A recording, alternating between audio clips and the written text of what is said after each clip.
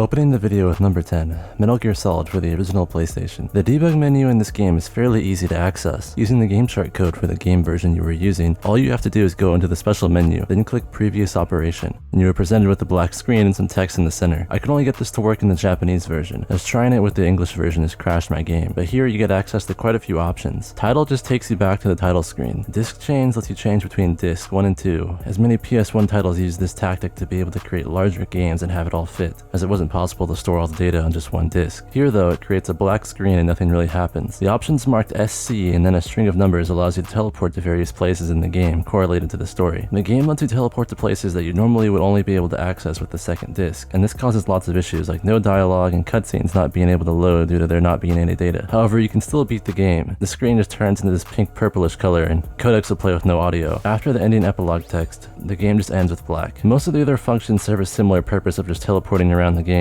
If you go to S08A, you get teleported to an untextured elevator, and sometimes the game just teleports you in glitched out spots where you can't move. There are some utility functions like a sound test and a misspelled vibration editor, which I would believe to be about modifying controller vibration. However, it doesn't really work properly as you can't save and exit like it says you should be able to do. Number 9. Manhunt, a game notorious for its intense violence and adult themes. Released on the PS2 with a leftover debug menu accessible with cheat devices, which, on a side note, fuck having to input cheat codes on the PCS X2. It's a huge pain in the ass having to manually input these patch files in comparison to most other emulators. But I digress. This game is quite an extensive menu. However, a lot of the choices available don't do anything in the current build. You can enable safe lines, frame rate, disable the HUD, change the weather, and enable God mode and kill all loaded enemies, among many other things. There are also some things in here that might do something, however it is unknown what they actually do, such as this slider for look for marketing, which I have no idea what that does. You can use it on the title screen as well and have access to other functions here, such as starting the credits, which if you try to do so in game, you get a message saying not possible during the game. Manhunt 2 has less extensive features, but still has some. During an execution, you can see some data related to it on the left side of the screen. Show memory usage on the bottom of the screen, which on the PS2 always defaults to 0. See how many shadow cameras are active. Display some timer values on the top right, and of course, draw some safe lines on the screen. There's also this weird one where a green box will appear on top of the screen, and all controller movement is disabled. Other Rockstar games like Max Payne 2 have a few leftover debug features, but most of them I either don't know what they do or they don't do anything. You can make the game only show light maps, which makes the game have this blank texture look with everything being white besides objects in the world and character models. And of course, you can enable a save screen that overlays across the entire game. I'll wait here. I hate bowling. I didn't come here to play, you know. Hurry back. Okay. There are a lot of things within Silent Hill 2 that are left within the base PS2 version of the game for the player to use. The developers left in a debug save that you can access anywhere in the game with a special button combination. D-pad left, left analog stick left, right analog stick left, L2, L1, and L3. That is really awkward to hit, but once you get it, you're able to save the game wherever, and this can cause issues and glitches during certain sections of the game, like the first Pyramid Head boss encounter. Another thing available in the game without any manipulations is a minimap. For this, you have to have already beaten the dog ending. Once this is done, if you set your controller type to 2 in the settings menu, then input the button combination of start plus L2 plus square plus L3, a small minimap in the upper right corner will appear that is very detailed. You can see all objects around you as well as enemies. Even the moths at the end of the game are tracked by this minimap. Now entering the realm of manipulating the game with codes and cheats, we were able to see quite a large amount of different things occur. A leftover map of the hospital called TGS_trial is still in the game and features different camera angles in comparison to its normal game counterpart. This map was likely used during the Tokyo Game Show, similar to E3 but in Japan when this game was being teased. There exists an E3 build of the game that shows what this looked like at E3. This trial is a simple title screen and lets you go through the hospital all the way down to the encounter with Flesh Lips before stopping the game with the coming soon screen. In this version, however, if you have a second controller plugged in and press the A button, some dots appear on screen and you can gain control of a debug menu. There are quite a few settings, but the main things you can do are disable the collision and walk through walls, see various visual representations of things like triggers and hitboxes through colored shapes, manipulate the camera in various ways, and warp around the level. The only data that exists on the disc is for the hospital, so if you teleport anywhere else, you just spawn in the void with nothing to do besides walk around. There's even a minimap present in this build that has significantly more detail, such as enemy HP meters. Other prototype versions exist for the game as well for testing purposes. This build from August 11th, 2001 has a cool glitch where you can have the inventory text appear in game by opening and closing the inventory quickly. In the normal game using cheats, there are other debug things usable in the game, such as the shadow filter that highlights the shadows in the game and creates a cool visual effect. The PC port of the game done by Creature Labs is notoriously very buggy and there are quite a lot of interesting things present in the game, game, like this developer test map called ap62.map. In it, we see some trees and a few drawings of a flower on some sort of window structure. There are also developer warps left into the game accessible with Cheat Engine that let you teleport to the main levels of the game from the title screen. You're also able to do lots of cool manipulations using Cheat Engine on PC, such as a top-down camera, visual texture glitches, completely nuking the graphics of the game and creating this cool-ass look that changes the textures of everything on the map, including your character super fast, and just a lot of weird glitches and random visually interesting things. Silent Hill 3 has only one debug thing that has an obvious effect left in the game. Using the game shortcode for the PS2 version to re-enable access to the second controller, using a second controller and pressing the X button will freeze the game and all models currently on screen. You can then press circle to advance the game by a single frame, or mash it to advance faster. Pressing X again will take the game back to normal. Most of the fun stuff comes with the PC version, where you can manipulate Cheat Engine to do all kinds of stuff, like enable this cool low texture mode that completely changes the look of the game, mess with light colors, and just have fun manipulating the game. Oh yeah, and in Silent Hill 4 there exist textures for the visual novel game by KaroQ called Moicon, which doesn't have any real explanation for existing, other than fate. Coming in at number 7 are the Call of Duty games World at War and the original Modern Warfare. Now in the base games the debug menus aren't super interesting. However, both of these games have old prototypes on the internet from when the games are being developed, such as this build of World at War from March 20th, 2007, which is before Call of Duty 4 even came out, and as such uses mostly assets from the build of Call of Duty 4 that existed at that time. However, compared to the normal release of the game, it is completely alien. The intro cutscene when you boot the game is from Call of Duty 3, which means they probably used that game as an initial base as it was the last COD Treyarch developed. This version there isn't really that much to do. However, if you use an older version of Zinnia Canary that allows you to pass keyboard inputs through, you can access the developer console, and with this you can see maps that aren't accessible through the game itself. Here we find old COD 4 assets such as a cut multiplayer map called Canal on Rooftops, neither of which have any textures to them. A later build of World at War, however, has a lot more interesting things in it. Too much to cover in a reasonable amount of time really. There are tons of dev test maps, unfinished missions, strange oddities like this red thing around my character's head, or the strange rainbow lighting on some of the stages, all of which are accessible with the dev console and checking the names of the maps in the file directory. There's this physics test level with this ball, and I'm pretty sure I've never seen a ball that bounces like this in any COD game ever. This build is from May 11th, 2007, so there are now some more official assets such as a mock title screen background. The level called Burr 2 features the full map of Berlin included in the actual release of the game, used in the level where you enter the subway and the water floods the area. The normal multiplayer function features a small amount of maps, such as a map called Argonne, which I can't remember if this is in the final game or a prior game, but I don't remember it at all. You also carry this strange weapon which looks like a dog's shadow as you shoot with your fingers like an air gun. The other map is called BGD Test, and it's just a test level without many textures and a building with nothing in it. Without using any commands, you have access to one mission called Cooperative Test 1, as none of the other levels do anything. In this stage, you run through a fairly basic mission layout of advancing on enemies, going through some buildings, and eventually blowing up this AA gun. All while you are surrounded by unfilled textures, no FX symbols, and odd AI. Seeing the game in this state is extremely interesting, as the mix of old assets and unfinished levels where you can just walk off the map creates an interesting atmosphere. This isn't the only game, however, as a prototype build exists for Call of Duty 4 as well, such as the one from March 23rd, 2007. The state of the game is more advanced than that of the World at War prototypes, but considering that the game was to release in November of that same year, there's still a lot of things unfinished. From the menu, you can play a mostly finished level of Bog that is well known in the original. However, here, Captain Price is with you, and all the voice lines are mock-ups and not the real voices of the characters. I also had to no-clip to unsoftlock the game, as this enemy was stuck up here and the mission would not progress unless all enemies were taken out. The mission does complete though. It's just a bit janky. There are many other completed missions as well, accessible with the dev console. There are also missions that were barely out of the concept phase, such as the introduction sequence from the original game where you're taken into a car and driven around. Present in this version is still a very early mock-up of the level. Green text is in the bottom left directing the entire scene, and ends with you getting shot in the face but from an outside perspective. Some missions are finished but still show the script and gameplay without any voice lines, not even mock-up voice lines. In the original COD 4, the initial tutorial was cut down from the full original version, and later was restored with a mod to the base game. Well, here we have access to a tutorial that is completely axed in the original game and takes place out in the sand and feels more similar to Modern Warfare 2's tutorial. However, you run through your fairly standard drills and it ends. There's also a cut helicopter mission, and I can understand why it was cut, as the controls are not fun to use, and the mission does not seem to be winnable as the last 4 targets don't spawn or don't appear on your radar. There's an early unfinished version of the first mission where you infiltrate the cargo ship. However, that mission script was not finished and you can't advance very far. By this point, however, the story was seemingly generally planned out, as there's a test level for the ending sequence of driving the jeeps to the bridge where the game ends. ends. However, here nothing happens besides the jeeps stacking up and you being led out to explore the map. There's even a full map for what would eventually become Mile High Club, the bonus mission where you storm the airplane after you beat the main campaign. I believe you're allowed to go to places I don't think you normally can go to, such as this area behind where you typically start the level. You can also load an entirely different title screen that has more advanced animation. From here you are able to load more levels directly from the main game, most of which don't work. However, a few do, such as an early version of the AC-130 level, as well as an empty level where you can walk around alone.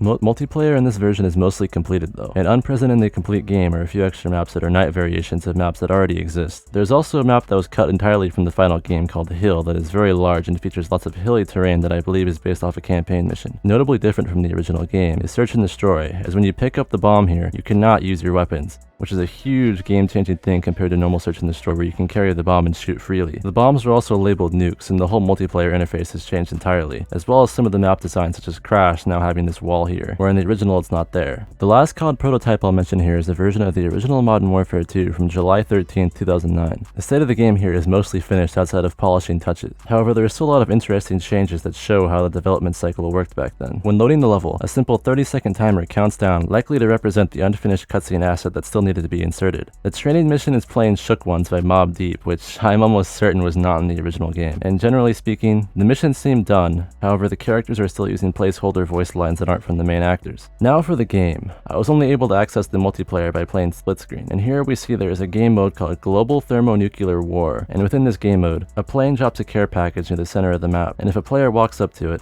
they begin to capture it. However, all players only have one life. The game ends if the other team is wiped out, or if a team captures the nuke. But if a team captures the nuke after 5 seconds, like a nuke kill streak you would get in game, a nuke goes off and kills everyone. So I think I can see why they wiped this one out, as it's a fairly redundant game mode, and it takes way too long to capture the nuke. So every game would just end by players being eliminated rather than capturing the objective, which just kills everyone. But who knows, as the mode could have just been unfinished. Number 6 is Earthbound, also known as Mother 2, being a highly influential title sparking the inspiration for games like Undertale, which in itself has fairly interesting hidden things left in the game. Earthbound has its fair share of debug material left over in the game, and various ways to access it. The first method is through the title screen debug menu. Accessible through the use of cheat devices, you're given a list of various options to choose from, each causing slightly different things to happen. Option 1, called Game, simply sends you into the normal game boot up process. Option 2, View Map, puts you into the world and things are not normal. Your sprite is stuck in place, but if you move around, the camera moves as if you were invisible. If you press the A button, the game will flash to black and your sprite will move to the current location. However, the invisible movement is still happening. The game is also very visually glitchy wherever you go, and sprites move around in strange ways. To be able to safely access the rest of the debug stuff, we have to move into this cave over here. Pressing the Y button opens a special menu where the real shit begins. But before getting into that though, let's go over the rest of the functions of the title screen menu. The third option, View Character, is similar to View Map, except this time enemies are on the map, and certain trackers are displayed related to battles. View Attribute is pretty much the same as View Map, except when you press Select, you can trigger a collision map and enable markings for doors and transitions. The menu I mentioned earlier is also visually glitched, but the functionalities are the same. Show Battle is a battle debugger, which lets you change who you are fighting and various other battle-related things. If you go into this as the first option without loading View Map first, your game will crash when starting the battle. Show Position is just the same as the other choices, except now we have some coordinates on screen. Sound Mode is a simple sound test screen. Now going back to that menu, here we have a bunch of nonsensical options that won't crash the game since we have walked into this cave and regained normal control of Ness. For the sake of time, I won't be going over the super specific details about everything, but I'll go over the more interesting stuff. Flag lets you set or turn off various flags throughout the game. Goods lets you give yourself items. Banana seemingly does nothing. However, when I used it, this purple guy appeared out of nowhere and disappeared, so who knows? Apple is the interesting one as this enables the real debug menu, and TX6 goes to the next page. The warp option warps you to Happy Happy headquarters while TV disables and enables enemies. Page 3 is a garbled mess, but the guide option lets you look through the maps in the game, and then crashes once you quit out. Page 4 is mostly related to credits, but Cast causes a window to pop up that does nothing. Page 5's first option does nothing besides exit the menu. Test 1 displays prayer text from the Gygas fight at the end of the game, and Test 2 warps you to the end of the game. Going back to the Apple section of the first page, this is where most of the debug functions are. are. However, the text is pretty much unintelligible without looking it up to know what things do, and there is quite a lot of options. However, it mostly just covers fairly normal debug functions like giving yourself the best gear, max money, choosing party members, and warping around. It is actually possible to access this menu in normal gameplay, however it requires a fairly complex setup, which I'm not going to go into. But basically doing speedrun magic and glitching out of bounds with a skip sandwich, you can go into this corner and manipulate the game's RAM with a second controller to be able to access the menu and warp to room 69, which leads to the end of the game. Mother 3, the next game in the Mother series, only released in Japan, has a much simpler debug room rather than a menu. Using sheets, it's easy to access by just walking through a door transition. Then you are greeted to a room labeled Debug Room, which has various NPCs throughout the room that do various things, such as warp you to different chapters. The functions are fairly basic. You can pick party members and look at various game effects like fades. Somewhat recently, a newer debug menu was found in the game, accessible by using a special pouch by Lorenzone. This menu is a lot cleaner than the one found in Earthbound, and allows you to disable collision, warp around, give yourself money and coupons being a cut currency from the game but is still present in the menu, and, of course, sound test functions. The Mother series is quite infamous for its various anti-piracy measures as well, such as Earthbound freezing your game before the last boss battle and wiping your saves. But the original game has some as well, which I find interesting. If Mother 1 detects that the checksum of the cart has been modified, during certain events in game it will simply fade into this screen stating that your cartridge will no longer function. But it doesn't brick the cartridge or anything. At number 5, we have Banjo-Kazooie. While it certainly doesn't have as many debug features as some of the previous entries in the list, it has a few that are visually pretty cool. Only able to be accessed in version 1.0. There is a test map that can be loaded using game shortcodes that replace the first world of the game, Mumbo's Mountain, with a small area with slopes arranged in a circular pattern with checkered textures. There are also a few enemies that spawn like these ant guys, but really there isn't that much to do here besides jump off the map. There are a few other cool debug leftovers within version 1.0 of the game. Using game shortcodes, you can pull these weird numbers on the screen that have various adverse effects to the game, slowing it down or just outright making the RAM shoot out of its ass and crash everything. These numbers seem to be messages related to various errors that we forced to trigger using the game shark, but it is theoretically possible to see them happen in normal gameplay if the conditions were to be met for them to trigger. In the Game Boy Advance game Banjo-Kazooie Grunty's Revenge, you can trigger a more normal debug menu using game shark. You get a version number, a line telling you if you have God mode on, your current location, and then some coordinates. Some of the buttons don't do anything like warp temp or anything called reserve, but you can display debug information, warp around the map, enable God mode, and fully unlock the entire game. Banjo Pilot, released in 2005 for the Game Boy Advance, was originally supposed to be a Diddy Kong Pilot game. However, later in development around 2004, the game was switched to Banjo Pilot, but the oldest Diddy Kong version available dates back to 2001. The game is obviously unfinished, as when you first boot the game, the debug menu already loads for you. There is no music in the game, and most of the tracks are unfinished. However, seeing what could have been another game in the Diddy Kong series is extremely interesting.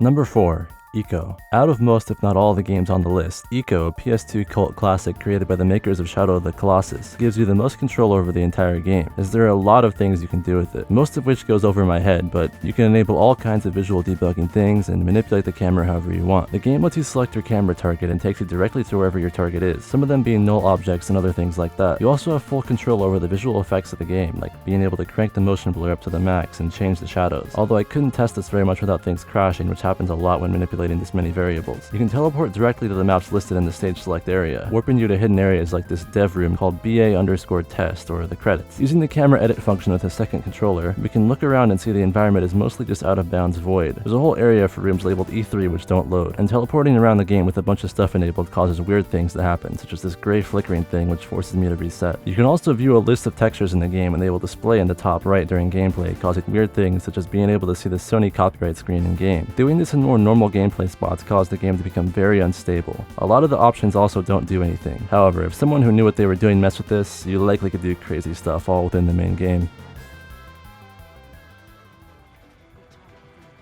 At number 3, we have the 2005 Batman Begins game. This is one of the games I remember quite fondly while growing up. Discovered by Oscar Guy Dude in the context of Batman Begins speedrunning, located on nearly every level far out of bounds are hidden developer rooms, which serve the function of basically teleporting you to specific locations on the map. Most of these you can only see with the use of Cheat Engine by being able to levitate. But for the mission Black Market, you can do a complex out of bounds trick to access the room for this level, which saves about 10 to 14 minutes on the run. First, you jump onto the pole of this fence, which initially gets you out of bounds. Then you jump multiple times to the top of the fence. Then you jump to the right and jump down to land on the ceiling of this lower room out of bounds. Then, while being very precise, you have to clip in between this wall such that you're in between the wall but not entering the room and having to use a safety strategy to get back in. After this, you rise yourself all the way to the top. Then you have to jump into the void and navigate through multiple loading zones. Then you finally reach the room, which features sets of doors all labeled with locations specific to the level. Entering the red door skips you to the end cutscene of the level and allows you to skip the entire mission.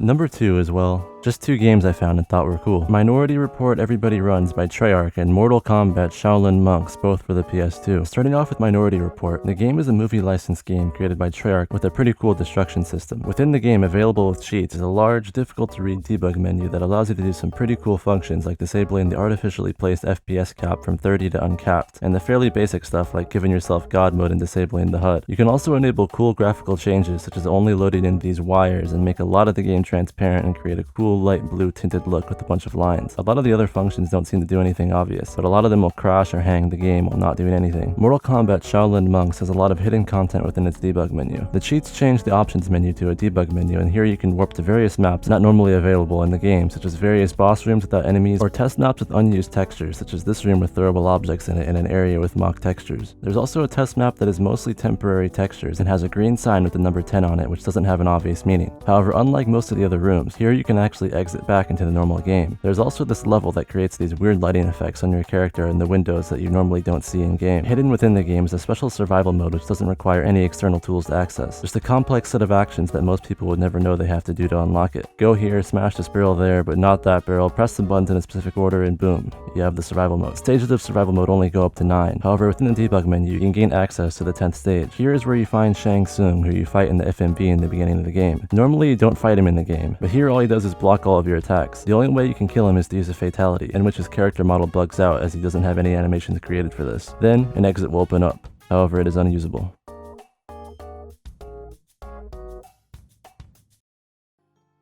And number 1 is Final Fantasy VIII. Final Fantasy VII is well known for its complex debug rooms, and while those are interesting, I'm personally more into Final Fantasy VIII's debug rooms. Getting into the room is fairly easy with cheat devices, and upon loading in, you see a bunch of squares with kanji written on them, and a character on top of them. Talking to this red guy in the bottom right gives you a list of confusing, non-obvious options that do various things such as warp you to places, mess around with the music, and some just do nothing at all. In the top left we have the Yabuta page. Most of the pages are related to a certain person who worked on the game, in this case, Tatsuya Yabuta. This room has nothing in it, and all you can do is walk around on the logo. The top room and the middle left room simply crashes the game, so it is unknown if this is intentional or bugged out. The room below Yabuta's room, Tang's room, is mostly related to teleporting to different areas in the game, and when you enter you get some pop-up telling you how to get to Esthar, an area in the game, through the characters that are in the room. Talking to each character gives a list of different things you can do. Most of these are just teleportation to areas in the game and events, but Quistis' dialogue lets you do some sound testing. The soldier in the room has lots of strange functions that do nothing even though the names would imply that they do something. The upper right room, Maeda's room, which doesn't really have a specific theme to it, mostly just warping, but there is a controller vibration test if you talk to the soldier. The room on the far right, Iraguchi's room, is one of the more interesting ones. This one features animals all over and has some funny dialogue, such as this chocobo saying, "It is nothing. It is stupid," when exiting their menu. If you talk to Biggs, the guy at the top, he lets you mess with some flags, but also lets you play random music from the game. However, there are only 48 slots, so if you sit here and enable this 47 times, the game will crash. The dog in the top right has some funny functions. You can change the color of the screen for a bit, and choosing white displays some test functions for text, while choosing test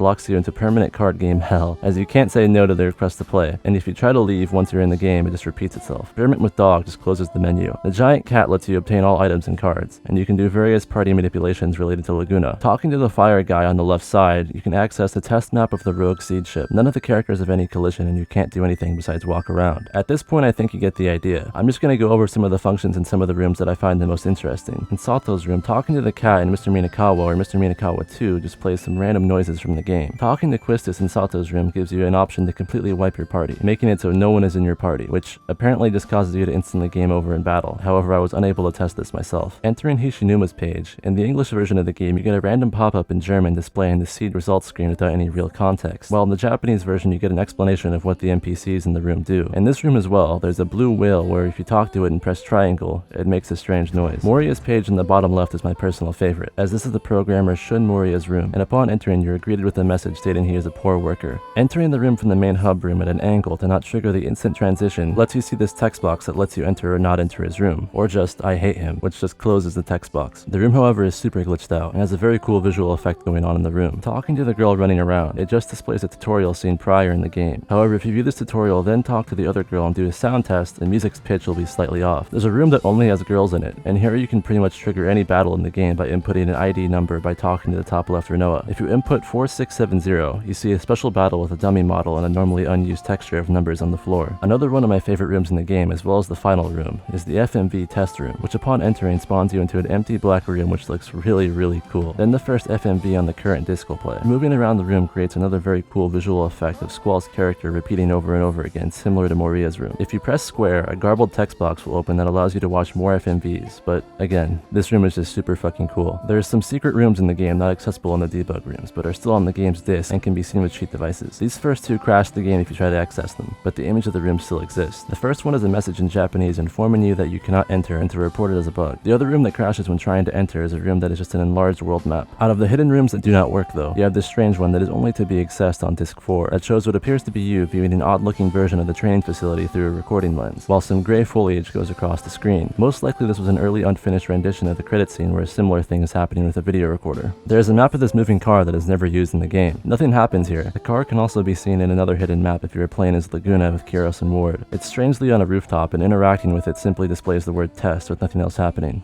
Thanks for watching. Peace. Oh, thank fuck, dude. Subscribe to Bass Skater.